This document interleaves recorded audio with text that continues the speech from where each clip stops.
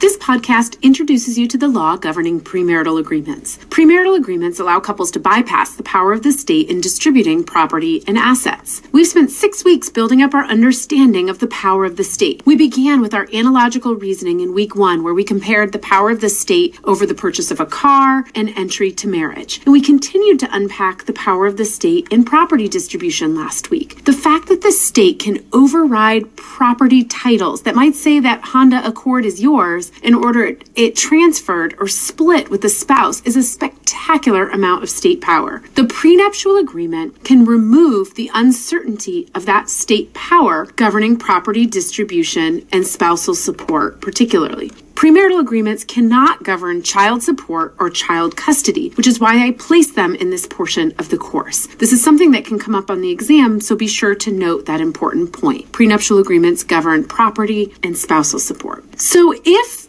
prenups offer this great power to take away the uncertainty and override the power of the state, why are we not all following Kanye's advice and hollering, we want prenup, yeah? Well, a lot of it has to do with where the law meets relationships. The trick is navigating client counseling in the context of the realities of relationships. How do you successfully negotiate and navigate a prenup without letting your relationship go from this to this? There are also pragmatic realities here of timing. Take a look at this list of a simple wedding checklist. These items need to be booked months in advance and are often non-refundable, and they're often quite pricey. They're also often involve gender differences in who bears the cost of the wedding. Look at the differences, how much some of these items cost, and look at who's often paying for these between the bride and the spouse. So there are also tensions in negotiating a prenup while also planning or often at the doorstep of a wedding. So the trick to navigating a successful prenuptial agreement is that you're really navigating uncertainty. This is a contract that will be performed in the future. Circumstances will change. For example, when you marry, you might have one spouse as a teacher and the other as a lawyer, and you might waive your right to spousal support or property distribution. It might seem just fine as a wage-earning spouse. And neither spouse can foresee the kinds of financial changes that might occur, physical disabilities, or sacrifices that change the calculation of what seemed fair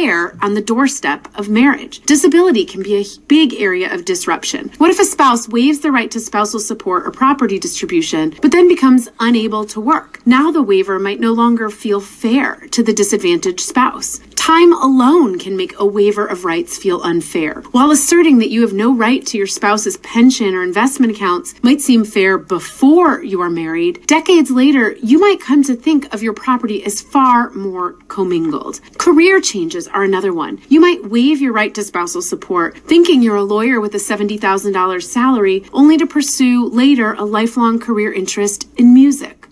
Another area fraught with conflict is stay-at-home spouses. What if you waived your rights, believing you had a $70,000 a year salary, but then you subsequently take many years off to raise and rear the kids? You can imagine the resentment and frustration that might settle in later when you realize that the calculus of what seemed fair years ago feels very different today. So there's several baseline lenses for review of premarital agreements. The first is a baseline review for simple contractual protections like capacity, duress, fraud. Jim Carrey introduces us to these issues perfectly by modeling exactly how a lawyer behaves and presents herself in a courtroom.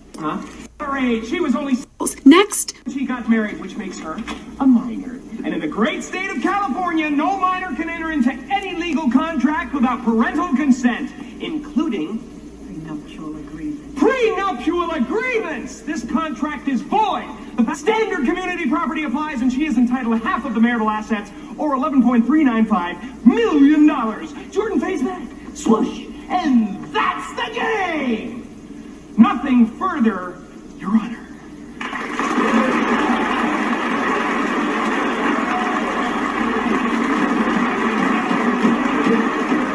So first we have the baseline review for contract law principles. Next, we also want to review for substantive fairness, or some jurisdictions may. This would look at the question of whether the spouse is provided for adequately, and another question it raises is whether we're dealing with substantive fairness now or later. Is it fairness when the agreement was enacted, or is it fairness when the agreement is going to be enforced. So there are three lenses through which a court might review a prenuptial agreement, and we will study the jurisdictional splits next. But these are the possible lenses. First was contract law. Second is substantive fairness. A prenuptial agreement could be reviewed by a court for substantive fairness. The question becomes then whether we only care about fairness at the time it was executed as an agreement or at the time it was enforced. The final lens of judicial review would be a procedural review. This might include the timing of how close to the wedding the agreement is delivered, whether the parties are represented by counsel, and